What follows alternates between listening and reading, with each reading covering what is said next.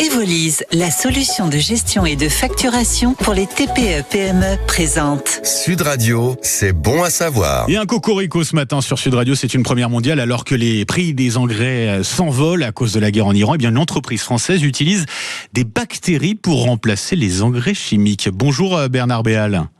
Bonjour. Et merci d'être avec nous ce matin sur Sud Radio. Vous êtes le président de Novem Made in Bio, des bactéries, donc il y a des champignons qui sont finalement bien utiles à l'agriculture, à vous croire. Vous présentez votre innovation comme une sorte de petite maison. Alors comment elle fonctionne cette solution, Bernard Béal ?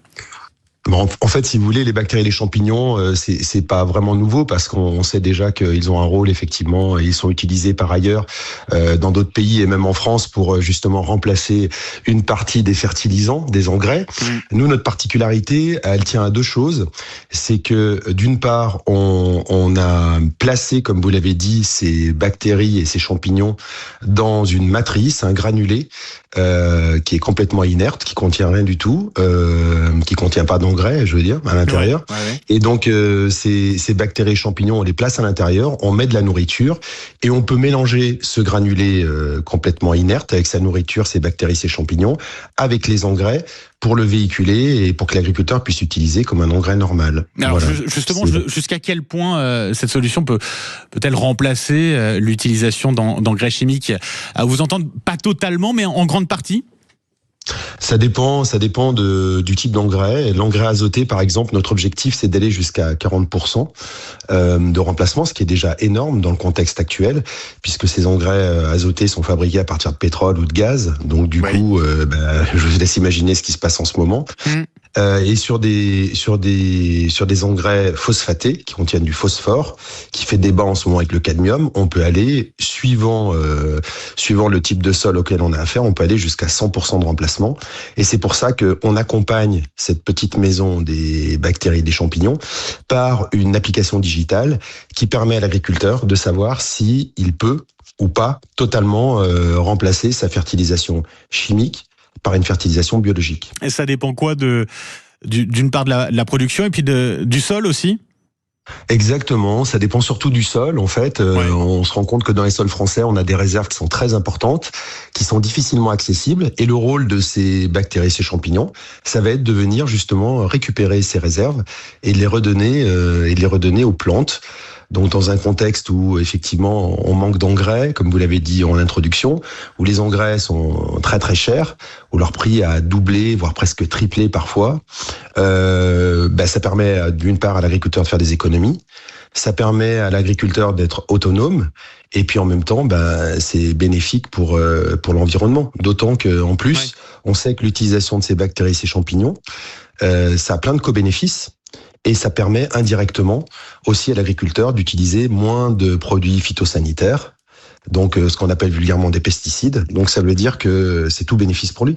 Vous dites c'est un intérêt économique, ça veut dire que ce que vous proposez, c'est moins cher d'une certaine manière, ça permet de faire des économies pour l'agriculteur ?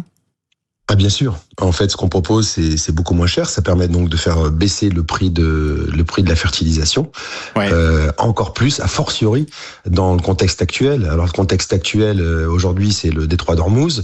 Il y a 2-3 ans, c'était la guerre en Ukraine. Et il y a toujours une raison aujourd'hui pour faire flamber le prix des matières fertilisantes. Donc oui, bien sûr, quand on utilise les réserves du sol avec des bactéries et des champignons, c'est sûr que ça permet de faire baisser le prix des intrants, le prix des engrais. Voilà. En l'occurrence, 30% des engrais mondiaux qui transitent par le détroit d'Ormuz. C'est énorme, vous l'avez dit, les engrais le prix qui a doublé.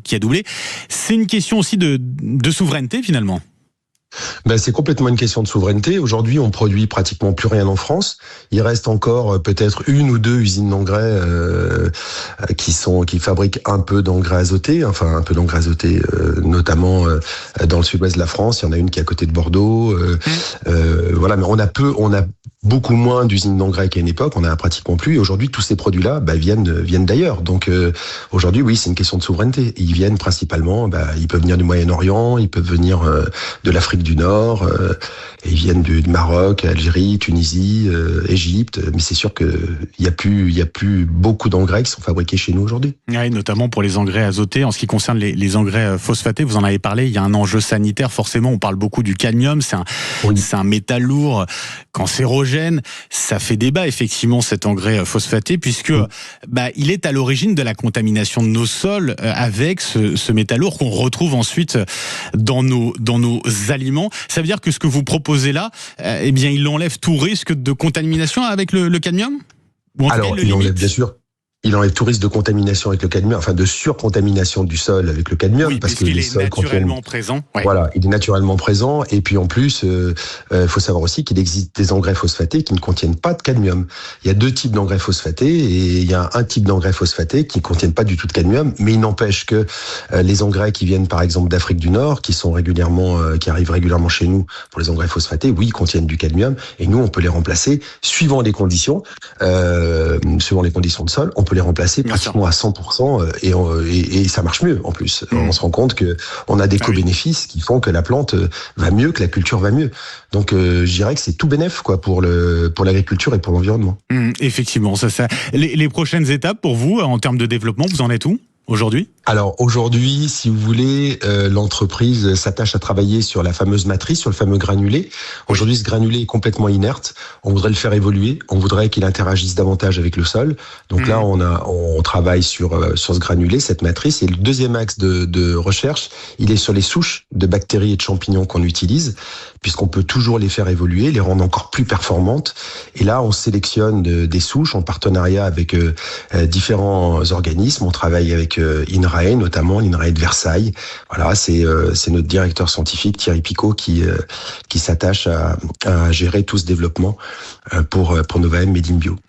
Merci beaucoup Bernard Béal, vous êtes le président de Nova M Made in Bio, donc voilà, cette entreprise qui propose d'utiliser des bactéries, des champignons qui sont placés, vous l'avez dit, dans cette petite maison, effectivement, pour permettre de réduire assez drastiquement l'utilisation, le recours aux engrais chimiques. Merci beaucoup Bernard Béal, je vous souhaite une très belle journée, merci à vous. Sud Radio, c'est bon à savoir. Avec Evolise, la solution simple et conforme pour la facturation électronique.